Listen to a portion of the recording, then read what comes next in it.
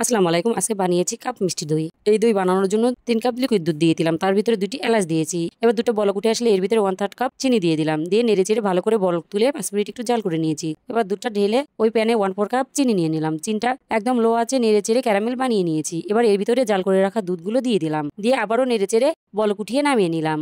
দুধটা অনবরত নেড়েচেড়ে কুসুম গরম করিয়ে নিব। কুসুম গরম অবস্থায় যেন একটা নখ দিয়ে রেখে দিতে পারি, এরকম গরম করে নিলেই হবে। এবার এর ভিতরে আগে থেকে পানি ঝরিয়ে রাখা 3 টেবিল চামচ টক দই দিলাম। দিয়ে আবারও ভালো করে নেড়েচেড়ে দুধের সঙ্গে মিশিয়ে নিলাম। মিশিয়ে নেওয়া হয়ে গেলে আমি এরকম ঢাকনাওয়ালা কাপ নিয়েছি। এবার এর ভিতরে একে একে সবগুলোতে দিয়ে নিলাম। আমার এখানে 5টা কাপ হয়েছে। এবার এগুলো ঢাকনা লেগে স্টিলের প্লেটে উঠিয়ে নিলাম। এবার একটি প্যানে একটা স্ট্যান্ড বসিয়ে দইগুলো দিয়ে 10 মিনিট লো আঁচে জাল করে নিয়েছি। 10 মিনিট পর ঢাকনা বন্ধ করে আরো 30 থেকে 35 মিনিট ওই অবস্থায় রেখেছিলাম। দেখুন এর ভিতরেই দইগুলো একদম জমে গেছে। এবার এগুলো ফ্রিজে রেখেছিলাম আরো 1 ঘন্টা। হয়ে গেল আমার খুবই ঝটপট কাপ মিষ্টি দই। এই গরমে খেতে কিন্তু দারুণ লাগে। আল্লাহ হাফেজ।